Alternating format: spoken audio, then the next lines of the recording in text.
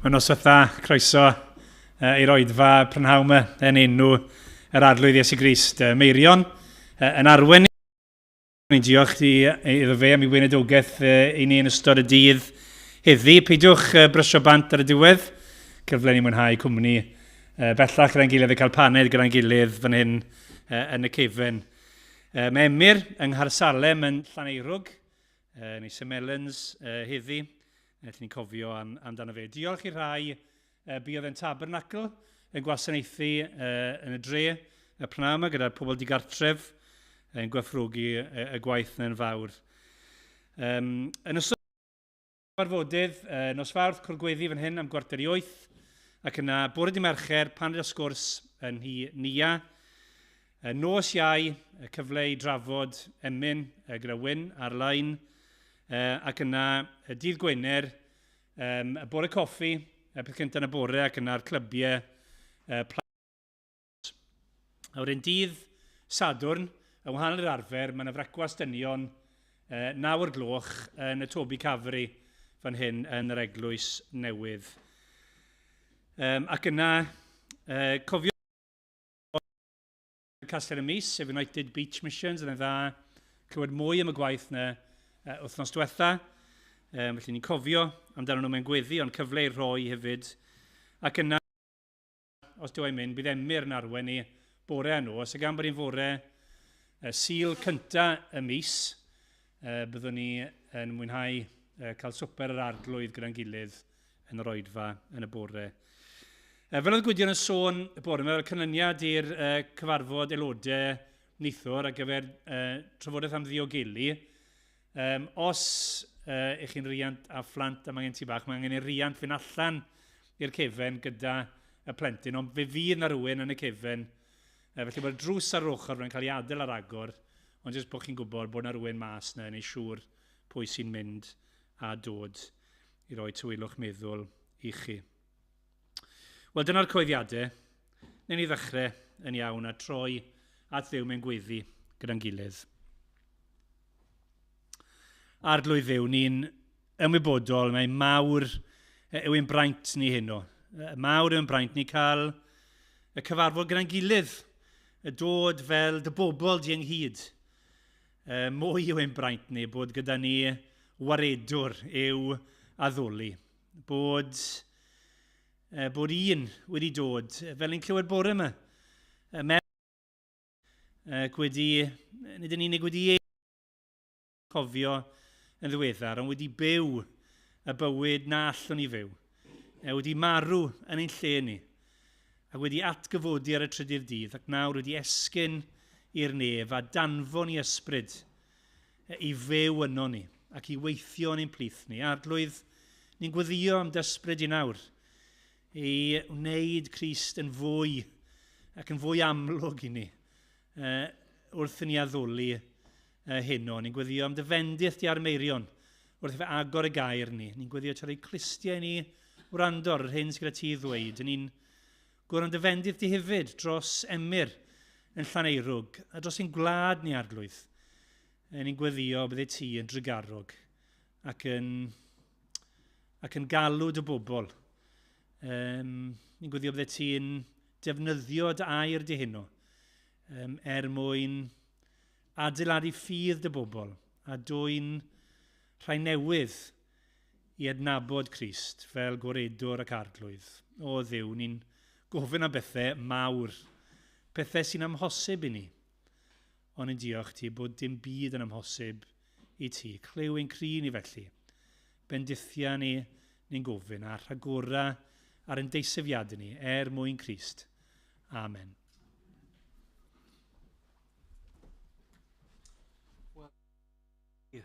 Mawr yr efengil yw gras ac yn ni'n mynd i ganu am y gras yna, cydnabod gyda'n gilydd dyledwr i ras ydw i fi. Am ras cyfamodol mae'n hân i'n sefyll i ganu.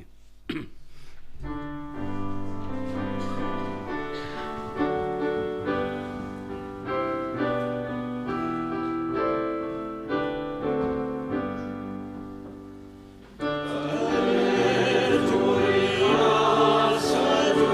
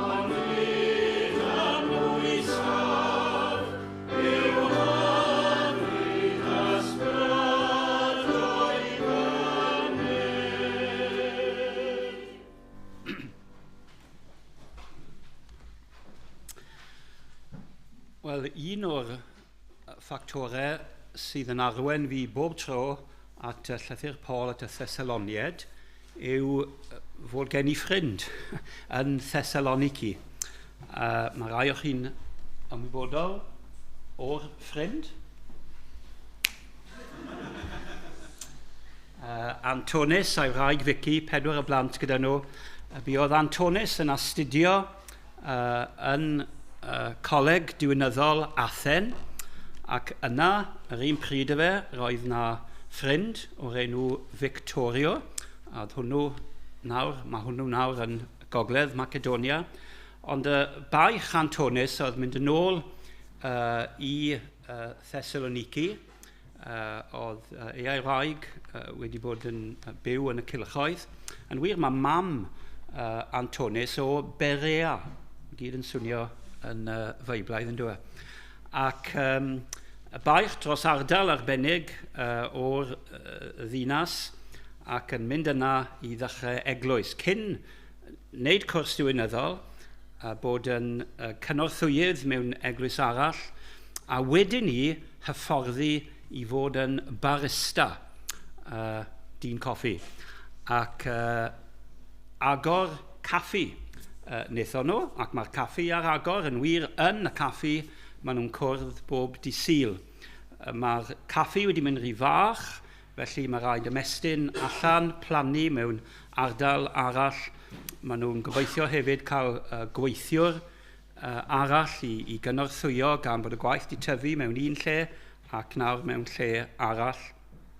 Ac hefyd yn yr union ardal le maen nhw, mae yna sefyllfa drist yn yr ystyr fod merched ifanc yn cael ei cipio a'i gwerthu go gyfer, mae'n drist iawn ar hyw, ac maen nhw yn trac a gafel mewn gras ar y merched yma, a rhain gweithio yn y caffi, a mae'r graig Antonis yn hyfforddi nhw. Mae rai wedi dod yn Gristnogion, ac felly mae bywyd llawer iawn yn wahanol ac yn well iddyn nhw, ac mae yna nifer o brosiectau eraill i hyfforddi. Dyn nhw ddim rhy bell o un campws prifysgol, ac maen nhw'n cael cyfle hefyd i rannu'r efengil gyda myfyrwyr. Felly o'n i'n meddwl atgoffa chi pan ych chi'n dod â Thessaloniki fod y gwaith yn mynd ymlaen. Mae yna gap mawr wedi bod wrth gwrs o'n cyfnod yr apostol a'r cyfnod cyfoes yma, ond i ni wedi clywed heno yn dyn ni am Duw yn cadw ac yn cynnal i waith. Wel, gadewch i ni weddio. I ni'n diolch i ti o arglwydd ein Duw fod ni'n cael dod ata ti heno ac wedi cydnabod eisoes bod ni'n ddyledwyr i dy ras di. I ni'n diolch o arglwydd am cael yn atgoffa mae gras cyfamodol yw'r gras yma, gras yr wyt ti wedi addo i dy bobl ar sail y ffydd yn yr arglwydd Iesu Grist. I ni'n diolch i ti heno mae Iesu Grist yw roddwr hael, pob gras i ni'n derbyn. I ni'n meddwl o arglwydd am gras naturiol. I ni'n ymwybodol o arglwydd fod dyddoniau di o'n cwmpas ni ym mhob man. I ni'n byw mewn byd lle mae yna harddwch. I ni'n byw mewn byd lle mae yna drawsnewid yn digwydd ym myd natur. Ac o arglwydd ni'n diolch fod pob pryd bwyd, fod pob gwydred o ddŵr ac y pethau eraill o arglwydd yn dod oddi ar dy law di. I ni'n diolch o arglwydd yn y cyfnod glaw mawr a gwynt yma. I ni'n diolch am noddfa ein haelwydydd. I ni'n diolch i ti am gwely. I ni'n diolch i ti am gysylltiadau teulu, cymuned, cymdeithas, ac yn arbennig cymdeithas yr eglwys. Ac o arglwydd, ni'n diolch i ti am y gras achubol a ddaeth a'n traed yn ôl i lwybrau'r nefoedd wen. Ni'n diolch i ti am y gras ryfeddol a drysorwyd yn Iesu Grist cyn roi deddf i'r môr. ond a ddaeth i ni yng nghyflawnder yr amser, gras ar ben gras. Yn ôl y cyfieithad y Beibl yma sydd o'n blaen ni, gorlif helaethach o ras yn llifo tuag atom ni ac yn rydd ac yn rad, heb ofyn dim i ni oherwydd talwyd y pris i gyd gan ein harglwydd Iesu Grist. Yn wir, i ni'n sylweddoli mae dim ond fe allai dalu'r pris.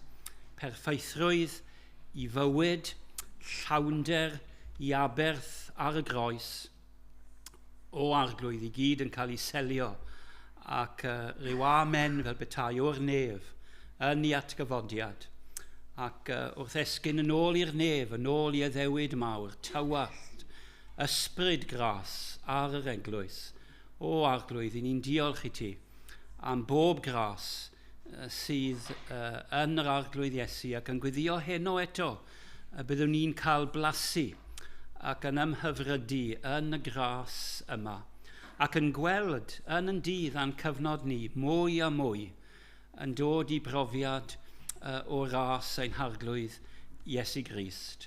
I ni'n diolch i ti fod y ras di wedi llifo i'r cenhedloedd, wedi llifo o arglwydd i gyfandiroedd byd ac i ni'n diolch heno yn Thessaloniki fod na eglwys, fod na teulu gras fel petai yn y fan yna. Ni'n diolch i ti am weledigaeth Antonis a Vicky ac yn gofyn i ti gynnal nhw ac i gadw nhw. Ni'n diolch am y plant.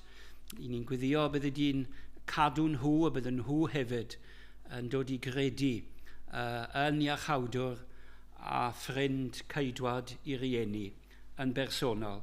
Ni'n gweddio bydde di'n helpu nhw gyda'r weledigaeth o ymestyn allan i ardal arall, cael gweithiwr arall ac o arglwydd y bydde di yn bendithio i tystiolaeth nhw yn yr ardal yna o Thessaloniki.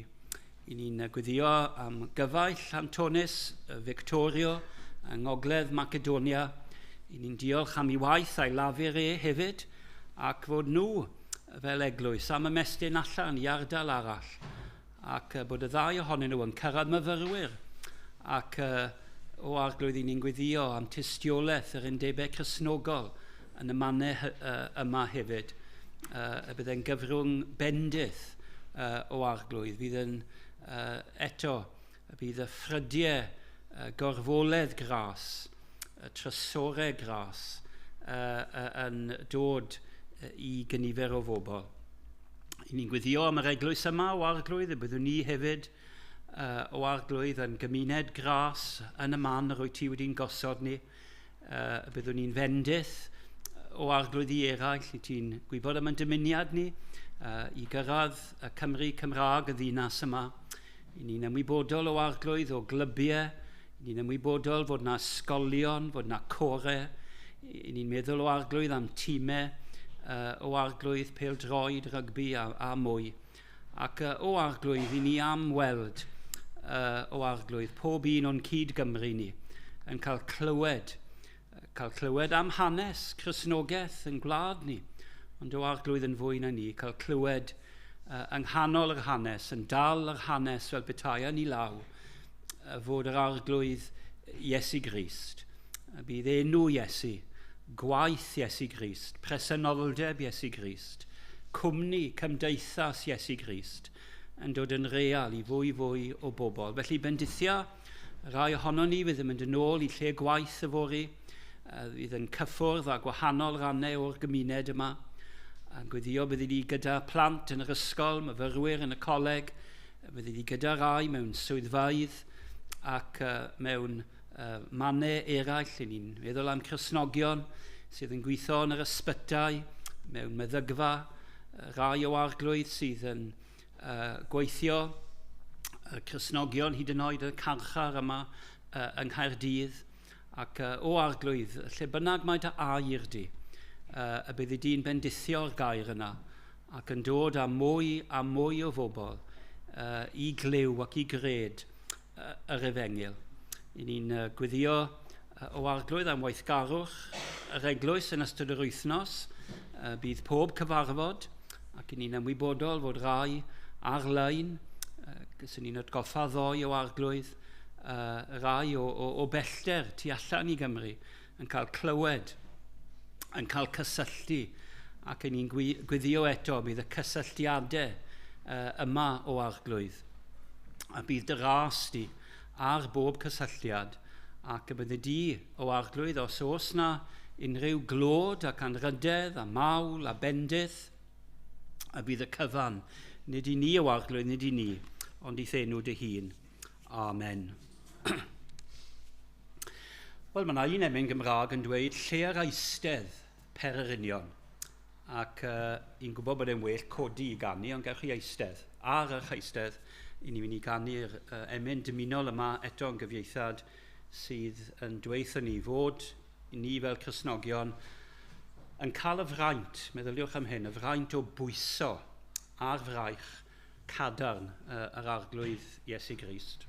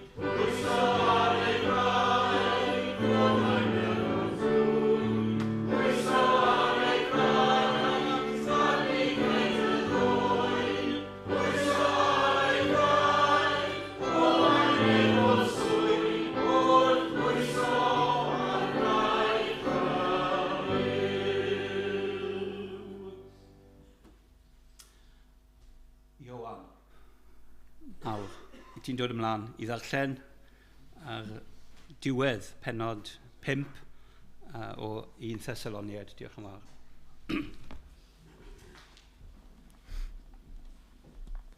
Darlleniad o 1 Thessaloniaid, pennod 5, adnod 12, hyd at diwedd y pennod.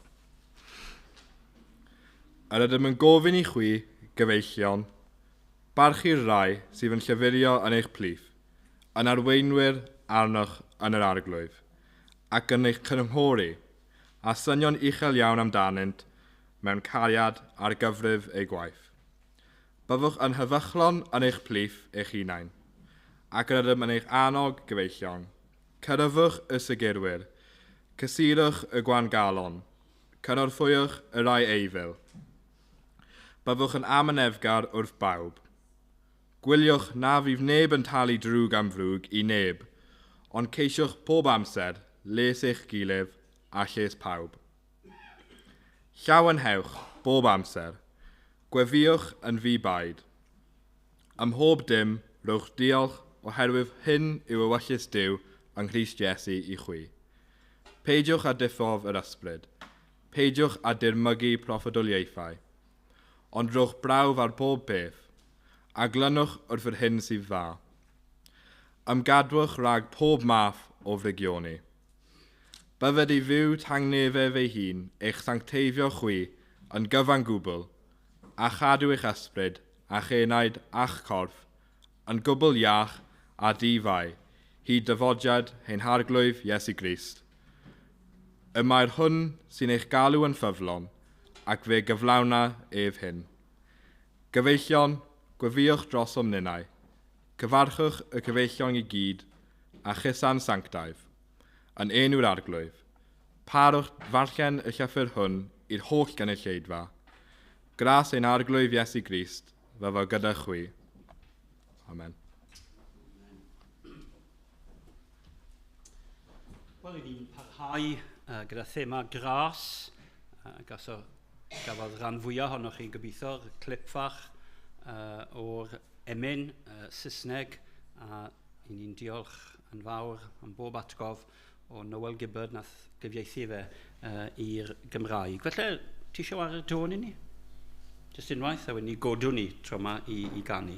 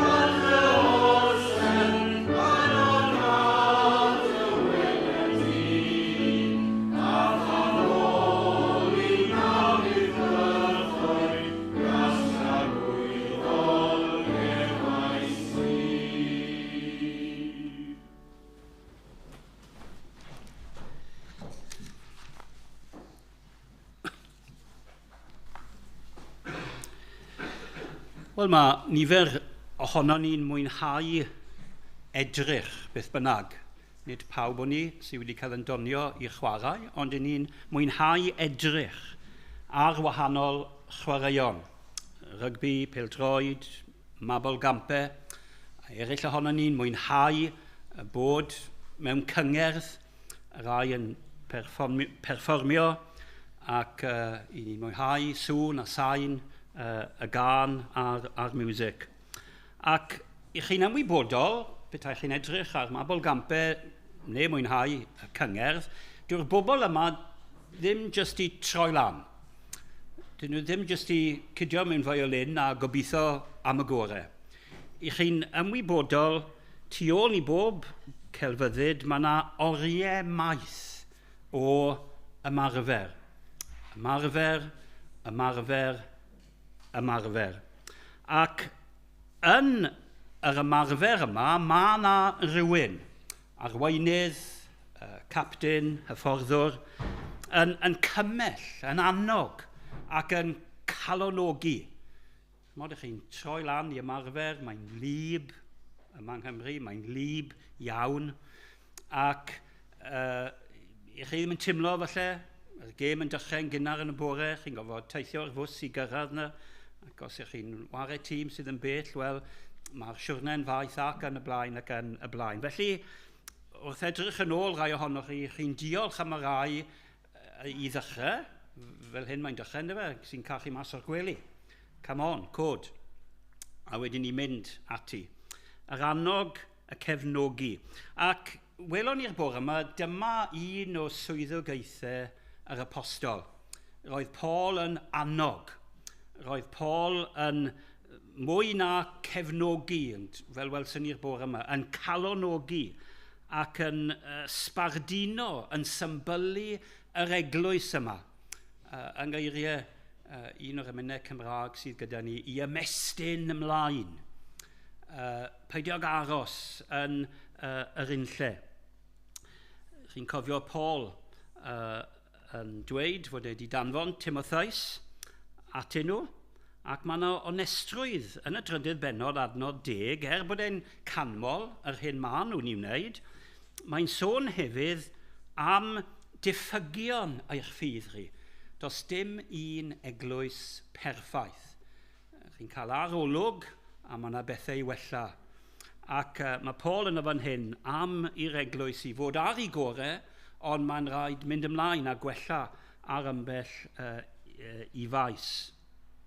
Mae yna anogaeth yn yr epistol yma, eto'r trydydd bennod, tair gwaith, trydydd adnod, pennod 4 yr ail adnod, pennod 4 y ddegfed adnod, mae'r ymadrodd bach yma'n digwydd i chi gynyddu ar agori yn fwy.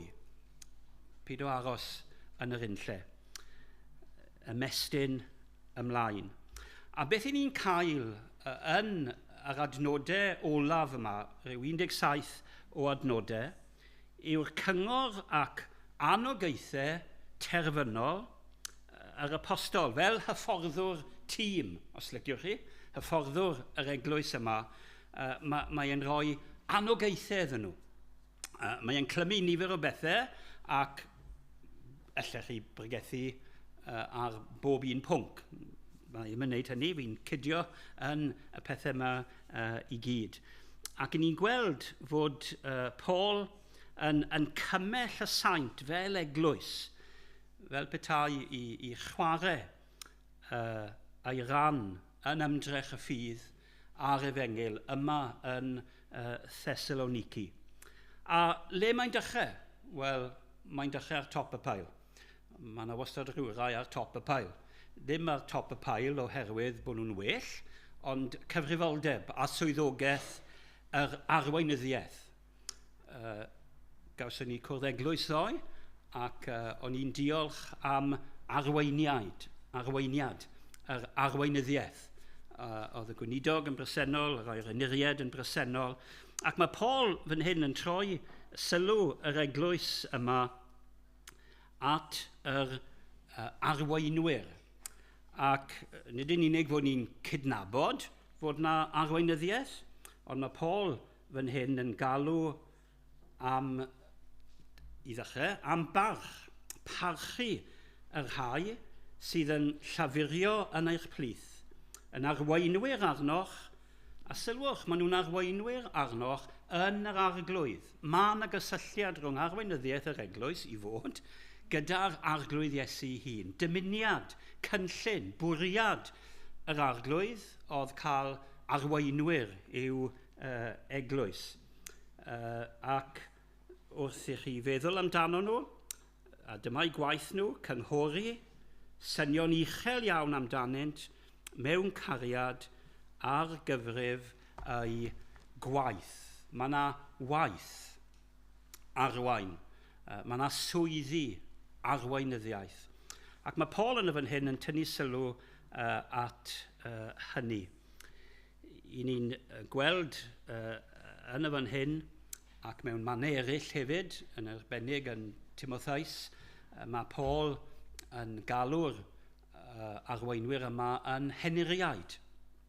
Mae yna ddiaconiaid yn gwasanaethu yn yr heniriaid sydd yn arwen. Ac o blith yr henaduriaeth, mae yna rai yn fugeiliaid, yn athrawon ac yn bregethwyr. Ond fel tîm, fel betai, tîm ar y top, maen nhw'n arwen.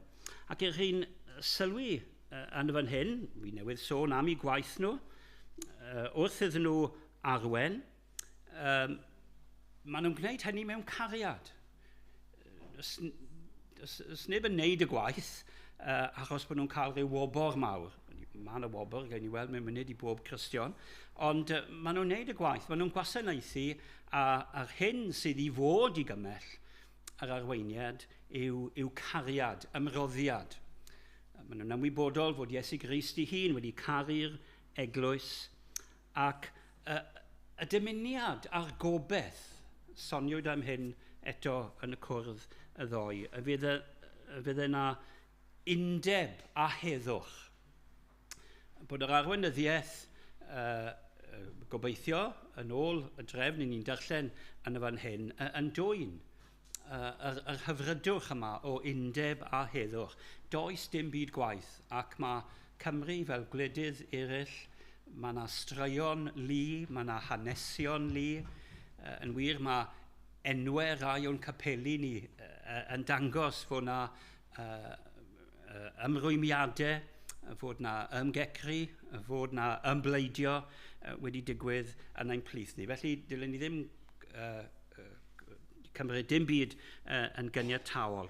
Ond yn hyn mae Paul yn dechrau wrth feddwl am yr eglwys, wrth feddwl am annog yr eglwys, wrth feddwl am galanogi'r eglwys. Mae yn gofyn i'r eglwys parchwch a rowch lle i'ch arweinwyr chi. Ac i ni'n gweddio ac yn gobeithio bydd hynny'n wir i'r presennol ac i'r dyfodol. Allwn ni edrych yn ôl, i ni di enwi hyn ond i ni, Noel Gibbard, ac allwn ni enwi nifer o'r eraill. Yr arweinwyr oedd yn plith ni. I ni'n diolch am eu esiampl nhw, i ni'n diolch am eu ymroddiad nhw, i ni'n diolch am eu gweledigaeth nhw. Ac o'r herwydd hynny, fod Duw wedi cadw yn gytun ac yn llawen yma undeb yr eglwys. Nid yn unig y rai yn y gorffennol, ni'n sôn y bore yma, mae yna orffennol, mae yna presennol, ac i ni'n gweddio fydd yna ddyfodol o arweinyddiaeth. A un o'n gweddiau ni, siŵr o fod yn y dyddiau yma, fydd Duw yn codi arweinwyr newydd. Bydd Duw yn codi arweinwyr ffres. I ni ddim yn dweud bod y rai sydd gyda ni'n stel, ond i fynd yn ei mlaen yn y gwaith. Wedyn ni nesaf, mae'n swnio'n od yn dweud y frawddeg yma, i un o'r pethau mae rhaid i'r arweinwyr i wneud yr ydych yn eich annog gyfeillion ceryddwch y segurwyr. Wedyn ni cysuro y gwangalon, cynorthwyo yr eiddew. A byddwn ni'n dweud yma ddau beth ola, wel mae hwnna'n rhywbeth amlwg yn dweud bod eisiau cysur a bod eisiau cynorthwy, ond ceryddwch y segurwyr.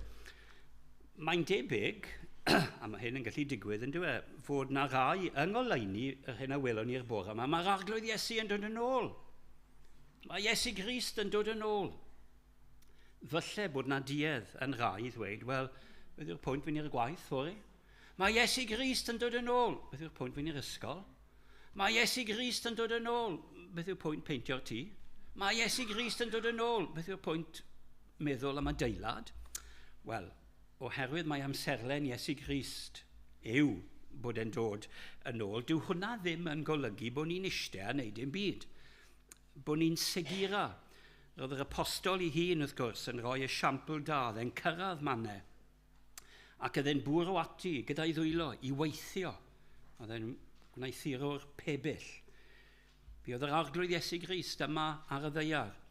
Ac am 30 mlynedd, wel, yn agos at 30 mlynedd, fi oedd e'n sair coed. Roedd yr adda cyntaf yn arddwr. I ni wedi gweld eisoes yn y llythyr yma fod na le anrydeddus I waith, penod 4 adnod 11, I roi eich bryd ar fyw yn dawel, dilyn eich gorchwilion eich hunan, a gweithio a'ch dwylo eich hunan fel y gorchmynasom I chwi. Os y'n ni'n Gristion yn y lle gwaith, bod ni'n cael adnabod fel gweithwyr da. Mae hi, maen nhw'n weithwyr da, maen nhw'n gydweithwyr da. Mae'n rhan o'r dystiolaeth. Be sy'n hyfryd, bod e'n ymddangos I ni, bod y pethau mae Paul yn sôn amdano fan hyn, yn llinell am hyn a llinell am y llall, ond y cyfan yn cael ei gydio ni'n gilydd, mae'n rhan o dystiolaeth yr eglwys yn y gymdeithas ac yn y gymuned lle mae hi. Wedyn ni, galwad ar yr arweinwyr I arwen yn hyn, bod e'n rhywbeth I bob aelod, cysuro a chynorthwyo. Bod llyged yn ni I weld le mae yna angen. Le mae'n angen cysur, le mae'n angen cynorthwy. Weithiau falle yn ariannol, weithiau pethau ymarferol. Mae e'n hyfryd yn diwedd. Mae yna raglen wedi drefnu fan hyn, bwyd I hwn a bwyd i'r llall. Cysur, gofal, gofalu am yn gilydd. Ac wedyn ni, yn heili'r eglwys, a'r gwahanol sefyllfaoedd, gwahanol rai a'r cyfle, lles eich gilydd a lles pawb yw anogaeth Paul. Ac mae hwn yn gallu mynd, wrth gwrs, jyst yn rota yn diwedd, chi'n neud y pethau yma. Ac wedyn ni, mae Paul fel petai yn gollwng rhyw air bach i'r cyfan, gwnewch y cyfan, meddyliwch am y cyfan, arweinyddiaeth, gofalu am eich gilydd, hyd yn oed pan mae'n dod I gerydd, llawen hewch bob amser. Does dim rhaid gwgi wrth wneud y gwaith yma. Does dim rhaid I dimlo bod y gwaith yma'n feichus. Llawen hewch yn yr arglwydd. Mae Paul eto'n cysylltu yn bywyd ni ac yn cysylltu bywyd yr eglwys yr arglwydd. Ac os yw'r arglwydd yn y canol, fydd na gobeithio rhyw fwrlwm o lawenydd. Mae wastad yn ddiddorol sylwi am y nifer o'r esbonwyr yn sylwi ar hyn bod Paul fan hyn ac yn y Philippiaid ac mewn mannau eraill, dyw e ddim yn sôn am hapusrwydd. Yn y Saesneg mae'r esbonwyr yn dweud happiness depends on happenings. Hynny yw, mae pethau'n digwydd a ni'n hapus. Mae'r achlysur yma neu mae'r digwyddiad yma yn gwneud ni'n hapus. Ond buan iawn daw'r peth yna I ben. Llawen hewch yn yr arglwydd, mewn person, yn gyson trwy'r epistol yma, yng Nghrist, oherwydd Crist, I Grist, y cyfan fod yr arglwydd yn y canol. Felly, nid dyletswyddau mor pethau yma, fod yn help cael rota a dyletswydd wedi osod allan I ni. Ond llawenydd yr arglwydd, fel meddai un esbonwyr, yn falm ac yn olew I hwyluso'r cyfan. Ac mae hyn i gyd, i ni wedi siarad am, a'r pethau eraill byddwn ni'n siarad amdano, i gyd yn digwydd mewn cyd-destun arbennig, y mywyd yr eglwys. Ac mae pawb, nid jyst arweinwyr, mae pawb yn cael cyd-gerdded y llwybr yma gyda'i gilydd, llwybr gweddi. Dyma le mae Paul yn mynd yn ei nesaf. Llywynhewch bob amser, gweddiwch. Ac mae'r gweddiau yma, yn ôl yr apostol, yn ddibaid. Does dim stop. A falle bod hwn yn helpu ni. Ni wedi cael wythnos o weddi, a allan ni feddwl na'r wan fe, mae'r gwaith gweddi wedi wneud. Crews yw yna, trwy'r flwyddyn i gyd. Na, di-baid. Peidiwch rhoi i fyny. Na stori hyfryd am weinidog, y pach Eric Alexander yn cwrdd gweddi bore oedd hi, fi'n credu, yn yr eglwys oedd e'n weinidog arni. A ryw raig yn dweud wrth Mr Alexander ar ddiwedd yr oedfa, doedd hwnna ddim yn gwrdd gweddi da nag oedd. A ni'n gweud, wel, pam ych chi'n dweud hynny? Wel, ddim lot yn gweddio. A mae'n troi at hi ac yn dweud, dwi ddim yn cofio clywed y llais chi'n gweddio. O'n i ddim yn timlo fel gweddio. A mae'n dweud yn y Saesneg, my dear, prayer is not a glandular condition, it is an evangelical duty. Rhaid, pan bod Iesu Grist yn annog y saint, rhaid gweddio. Mae un esboniwr eto sydd wedi bod yn helpu fi ar y Thessaloniad yn dweud, mae gweddi yn bont rhwng dim byd a phopeth. Wel, mae'n dweud lot yn dweud. I ni'n dod, dim byd, felly bod ni'n timlo fel na, dim awydd, dim dymuniad, dim.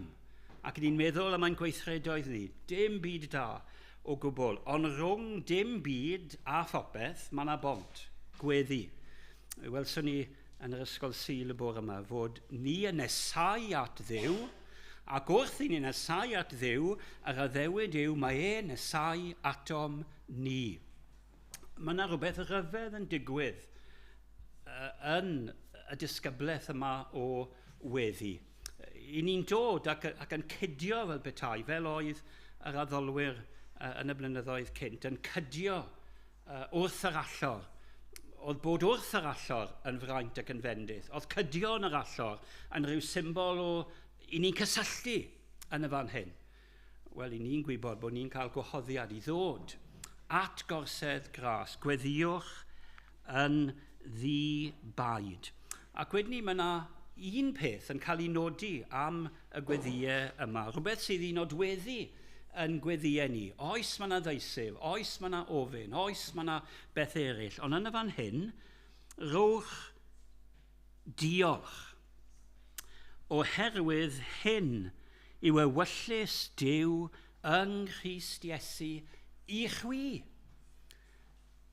Yng nghanol holl bwriadau Duw, yng nghanol holl gynllun a threfn yr Efengyl, tragwyddol, mae Duw am i ni fod yn bobl yn dystion iddo ef wrth diolch. Pan bod Paul yn restru y pechodau a phroblemau a nodweddion pechadurus yr oes oedd e'n byw ynddo yn Rufeiniaid 1, mae'n sôn am bobl, maen nhw'n bechaduriaid, maen nhw'n droseddwyr, maen nhw'n eilyn addolwyr, ac mae'r gair bach yma, mae'r ymadrodd bach yma'n dod yn aniolchgar. Does dim diolch. Dyn nhw ddim yn oedi fel petai, cyn bita bwyd. Maen nhw jyst yn cydnabod, wel, mae'r bwyd yma wedi dod o'r lafur ein dwylo ni. Dyn nhw ddim yn oedi i ddiolch. Ac mae Paul yn dweud yn y fan hyn, petai rhywun yn dod mewn i'ch plith chi, ac yn clywed chi'n gweddio, a fydden nhw'n clywed chi yn diolch.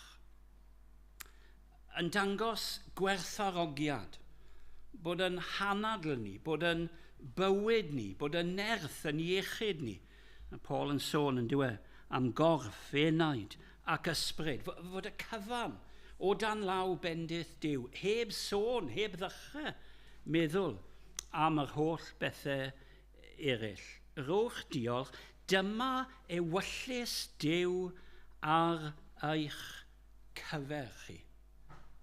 A Paul ei hun yn dweud ar ddiwedd yn adnod 25. Gyfeillion, gweddiwch drosom ninnau. I ni'n gweddio dros yn gilydd, i ni'n gweddio dros yn arweinwyr, yn y fan hyn yn gweddio dros yr apostol. Roedd e mor ymwybodol, mae dyma fel petai oedd yn clymu'r bartneriaeth rhwng yr apostol a'r eglwys oedd gweddi. Nawr, mae'n dda bod gyda'n gilydd i weddio. Yn wir, mae'n bwysig bod ni gyda'n gilydd i weddio. Dewch i'r cwrdd gweddi mewn corff neu ar-lein. Mae mwy nag un ffordd ar agor i ni. Ac i ni'n gweddio. Nawr, i ni ddim wastad yn gweddio yn uchel fel petai. Ond yn ni'n cyd gweddio, mae rhywun yn dweud rhywbeth, mae rhywun yn gofyn, mae rhywun yn diolch, mae rhywun yn deisir, ac i ni gyda nhw. Fel tîm yn chwarae gyda'n gilydd, i ni'n aros i'r bel i ddod, ac i ni'n mynd i cydio yn y weddi nesaf. Dyma ewyllus Duw yng Nghrist i chwi. Ac wedyn ni, nid yn unig y gweddio, ond mae'r pethau ymarferol nesaf. Peidiwch a diffodd yr ysbryd. Peidiwch a dirmygu proffwydoliaethau. Hynny yw, byddwch yn sensitif. Byddwch yn agored i waith yr ysbryd glân yn eich plith chi.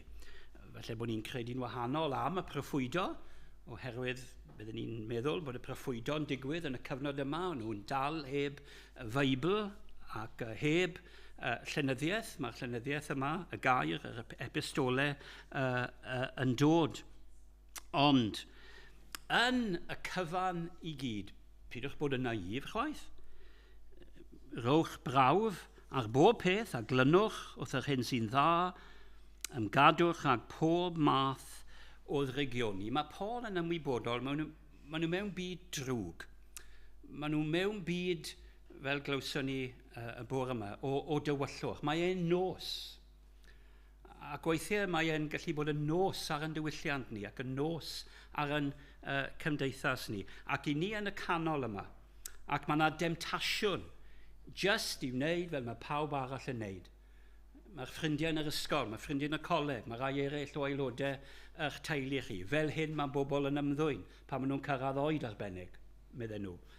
Ond, ymgadwch rhag pob math o ddregioni. Ac i ni nôl wedyn i'r gweddi. Mae Paul a gweddi dros yr eglwys yma. Yn wir, dyma gweddi ola yn yr epistol yma, Paul dros yr eglwys yma. Gweddi sy'n crynhoi dymuniad Paul dros y saint. Beth yw'ch dymuniad chi?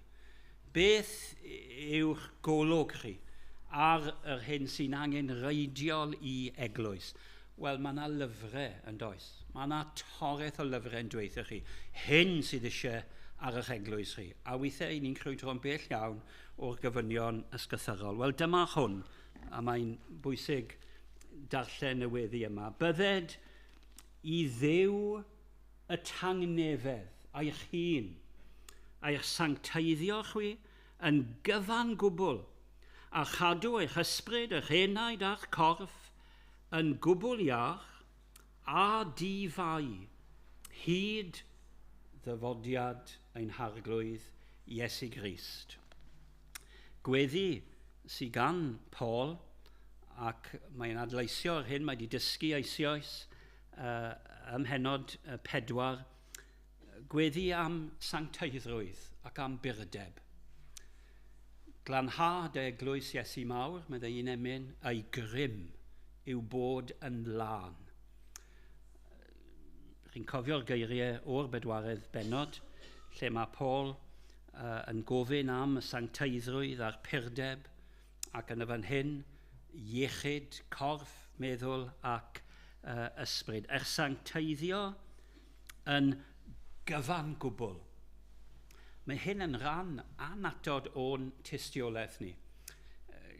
Chi'n cofio'r arglwydd Iesu Grist yn dweud i fod wedi sancteiddio ei hun, y perffaith un. Yr un oedd yn llawn perffaithrwydd ddifuddod, perffaithrwydd cymeriad, perffaithrwydd moesol.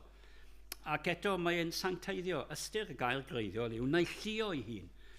roedd e wedi neilltuo ei hun i waith arbennig. Roedd na pethau sanctaidd yn y deml. Hynny yw, oedd na ddim byd gwahanol rhwng nhw, jwg oedd jwg, a llusern oedd llusern, a piser oedd piser, ond oedden nhw wedi neilltuo i waith arbennig. Ac yn hyn, ni wedi clywed ewyllus Duw yng Nghrist, Duw hyn, gwyddio, ac yn yr ewyllus yma, mae Duw yn gofyn, mae wedi neilltuo chi i fod yn wahanol i'ch cyfoedion, yn wahanol i'ch cymdeithas, yn wahanol i'r cydwladwyr yn mater yma, bod eich bryd chi a'ch dymuniad chi i fod yn sanctaidd. Yn yr awr ola, Iowan 17 o Iesu Grist yn gweddio y bydd ei ddisgyblion yn cael ei sancteiddio, yn cael ei puro a'i glanhau. Mae yna grynodeb hyfryd yn does yn ngweddi emyn Pant y Celyn. O sancteiddia fe wnaid arglwydd. Ac wedyn ni mae'n mynd i'r specifics yn dweud. Ym mhob nwyd, mae nwyded yn ni, ac ym mhob dawn. A sut mae hynny mynd i ddigwydd? Wel, eto, mae Mr Williams yn specific iawn. Ro egwyddor, mae yna egwyddorion nefol. I ni wedi bod yn edrych arnyn nhw yn Thessaloniaid. Mae yna blaenoriaethau nefol. Mae yna egwyddorion nefol, moesol. A le mae Pant y Celyn eisiau nhw? Ro egwyddor byr y nefoedd yn fy ysbryd, llesg. A eisiau nhw fod yn llawn. Ddim eisiau rai ohonyn nhw, yn bach ohonyn nhw. Llawn, llawnder. Gwaith Duw, nad i'm grwydro draw nac yma fyth o'm lle. Mae'r darlun yn dweud o lwybr, llwybr cil yw i. Ond nad i'm i grwydro, eisiau fod ar llwybr Duw. Wedyn ni, Ann Griffiths yn adleisio yr un peth. Dyma'i dymuniad hi, o am fywyd o sancteiddio. Roedd bod yn sanctaidd yn bwysig i'r hen saint oherwydd bod nhw a'i trwynau yn y gair yma, yn y Beibl yma. O am fywyd, o sancteiddio, sanctaidd enw, pyr fy new. Ac eto, penodol, ymostwng yw ewyllus. Mae rai plygu weithiau. I ni'n eisiau mynd un ffordd. Mae'r arglwydd yn gofyn i ni fynd ffordd arall. Mae'r cymdeithas yn galw ni i fynd y ffordd yma. Ond ymostwng yw ewyllus a'i lywodraeth trafwydd byw. Dwi ddim yn rwydd. Chi'n sylwi beth sy'n cael ei ddweud yn y fan hyn. Y byddwch chi o ran ysbryd, enaid a'ch corff yn gwbl iach. I'n credu bod yna cyffyrddiau fyna iechyd naturiol. Ond yn gwbl iach. A diw'n cymdeithas ni ar hyn o bryd, a doedd hi ddim yng nghyfnod y Thessaloniaid chwaith, doedd hi ddim yn gwbl iach am nifer o bethau. Ond fel Ann Griffiths, a'i lywodraeth ef, mae yna lywodraeth uwch na llywodraeth y byd yma sydd yn caniatáu hyn ac yn caniatáu y llall, ond mae llywodraeth y nef yn gofyn am lendyd ac am byrdeb. Byw dan addunedi. Hynny yw, mae Duw di addo i ni ac i ni'n addo i Dduw a thalu, byw dan ymnerthu yn y gras sydd yng Nghrist yn drysoredig i orffygu ar y maes. I ni eisiau gorffygu, ni eisiau ennill y dydd. A dyma gweddi Paul dros y rhai yma yn Thessaloniki. Ac wedyn ni'n dod i adnod ar y diwedd, a tybed sut fyddwch chi yn esbonio ar adnod yma. Cyfarchwch y cyfeillion i gyd a chysan sanctaidd. Fi ys i mewn eglwys unwaith yn Nilyn blynyddoedd yn ôl, ac yn rhan o'r oedfa oedd turn to the person next to you and give them a holy kiss. Fi'n troi at y person nesaf fi ac yn dweud, this is how far we're going, brother. Ysgwyd llaw i ni, ysgwyd llaw i ni. Y pwynt yw fan hyn, wrth gwrs, mae yna anwyldeb. Hynny yw, i ni yn rhoi cwtch ac i ni yn rhoi y cysan, yn gyhoeddus, gobeithio pan bod pobl eraill o gwmpas. Ond mae yna anwyldeb yma. I ni'n cyfach yn gilydd. Mae yn rhyfedd, yn dweud, i ni'n bobl gwahanol, i ni o gefndiroedd gwahanol, i ni o mannau gwahanol yng Nghymru, mae'n diddordebau naturiol ni yn wahanol iawn, ond mae Duw wedi clymu eglwys at ei gilydd. Ac yn y fan hyn, mae y cyfeillion i gyd a chysan sanctaidd, hynny yw sanctaidd, sanctaidd eto yn bwysig, ond i ni'n dangos yr anwyldeb, y cariad, y concern i'n gilydd.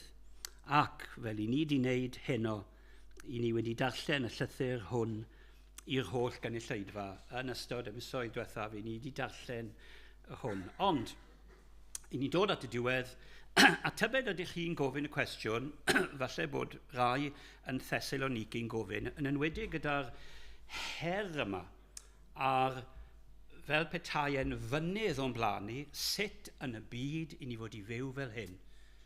Mae arweinwyr felly yn timlo pwys arweinyddiaeth. Mae aelodau yn timlo pwys byw fel mae Duw eisiau ni fyw. A pawb arall o'n cwmpas ni ddim yn agos i'r dymuniad yna. Sut yn y byd i ni'n mynd i wneud y cyfan yma i gyd? Wel, mae yna ddau beth gan Paul i ddweud cyn bod e'n cloi'r llythyr yma. Dau beth fydd yn ysgogiad. Mae e'n ysgogi tan y diwedd. Ac fel hyn, mae e'n ysgogi. Mae e'n sôn yn y fan hyn am y ffaith, adnod 24, y mae'r hwn sy'n eich galw chwi, ewyllus Duw, mae di'ch galw chi. I ni wedi gweld yr alwad yna yn y bennod gyntaf, mae Duw wedi ethol, mae Duw yn galw at o'i fe ei hunan. A dyma'r ysgogiad mawr. Byddwch chi'n timlo yn anffyddlon. Byddwch chi yn cael eich siomi yn eich hunan. Gawson ni rhywun yn bod yn onest yn y dosbarth ysgol Sul. I ni'n siomi yn ein gilydd. Ond, beth yw'r cymhelliad mawr? Y mae'r hwn sydd yn eich galw yn ffyddlon. Ffyddlondeb yr arglwydd. Dyma'r angor. Dyma'r graig o dan yn traed ni. Cymeriad Duw. Y Duw sydd yn ddigyfnewid ym mhob un o'i briodoleddau, ond yn bennaf yn y fan hyn, ffyddlondeb. Bydd e'n ffyddlon. Bydd e'n ffyddlon ym mhob achlysur. Bydd e'n ffyddlon i'r arweinwyr. Bydd e'n ffyddlon. Meddylion ni am rai sydd wedi gosod i anwyliad yn y beth. Bydd e'n ffyddlon. Bydd e'n ffyddlon yn y lle gwaith. Bydd e'n ffyddlon ym mhob achlysur. Y mae'r hwn sydd wedi eich galw chi yn ffyddlon. Mae galwad Duw ar yn bywyd ni, a Duw ddim yn rhoi fyny. Mae Duw yn mynd ymlaen gyda'i waith, ac fe gyflawna ef hyn. Mae'r gwaith mae yn dechrau, ganon ni am hynny yn dod yn yr emyn gyntaf. Mae'r gwaith mae yn dechrau, mae'n mynd i gwblhau. Gwelsom ni ar ddechrau'r llyfr fod galwad Duw yn golygu, fel wedys i, yn hethol ni, a hynny trwy nerth ac argyhoeddiad yr ysbryd glân. A bydd Duw byth yn gadael ni. Bydd Duw gyda ni.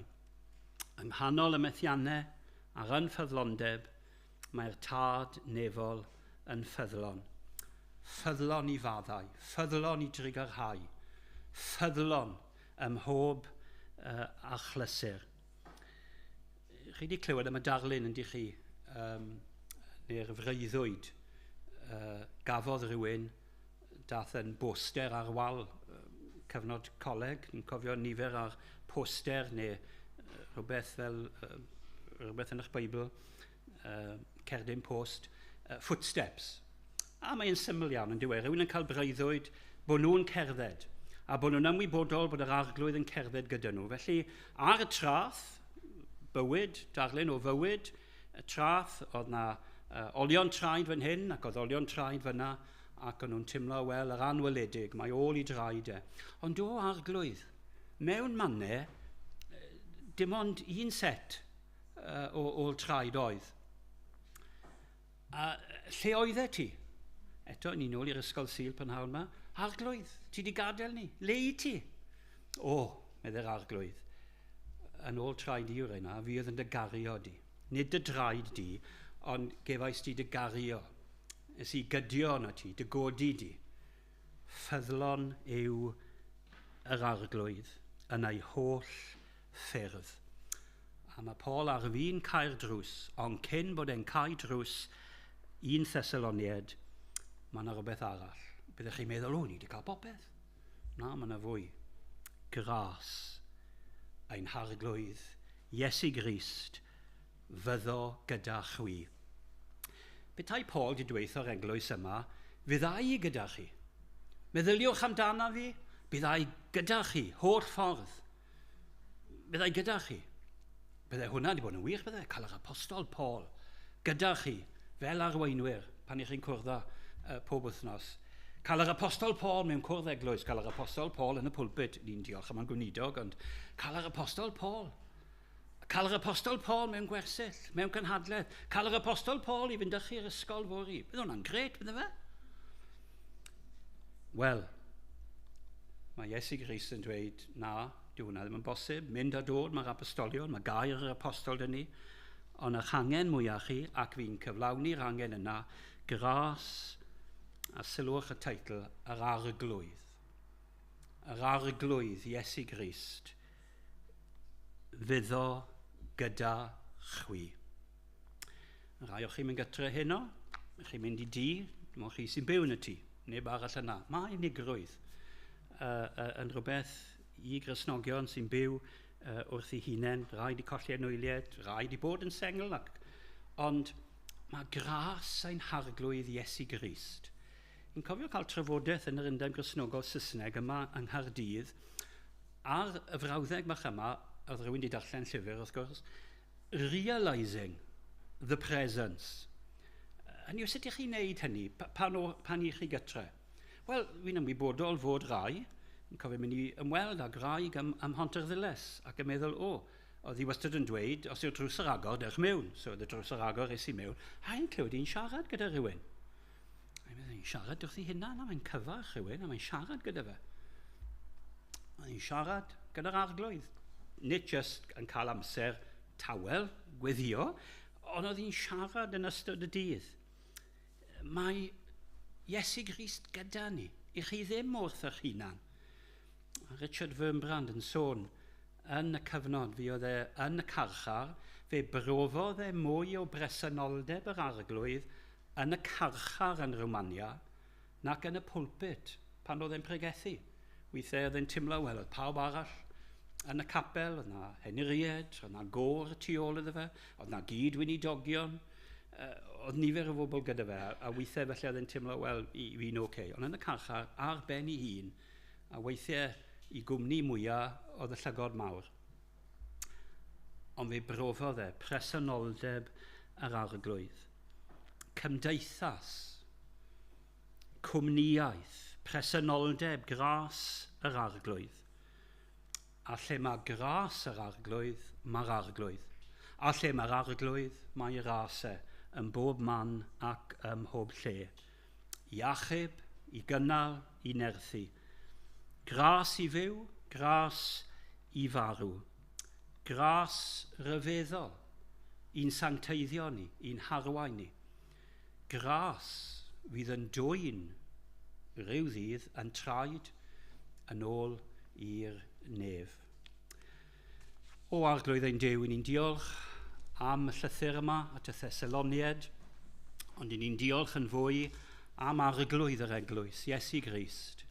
Ac ni'n gwyddio o arglwydd Iesu, roi ni mwy a mwy o ymwybyddiaeth o dy ras di, yn cynnal ni, yn cadw ni, yn cyflawni pob addewid yn plith ni, ac i ti, fod clod a'r gogoniant. Amen. Wel, byddwch chi ddim yn syni mai gras yw thema yr emyn olaf, fe godwn ni i ganu.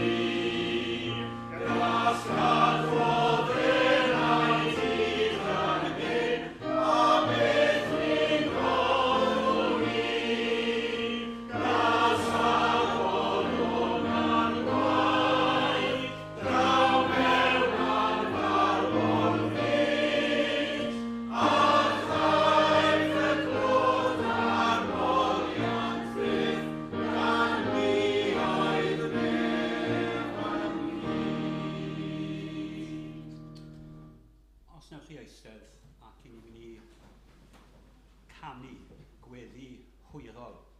Y rai ohonoch chi'n cofio fe gobeithio gweddi sydd yn cyflwyno'n hunain i'r arglwydd a'r derfyn dydd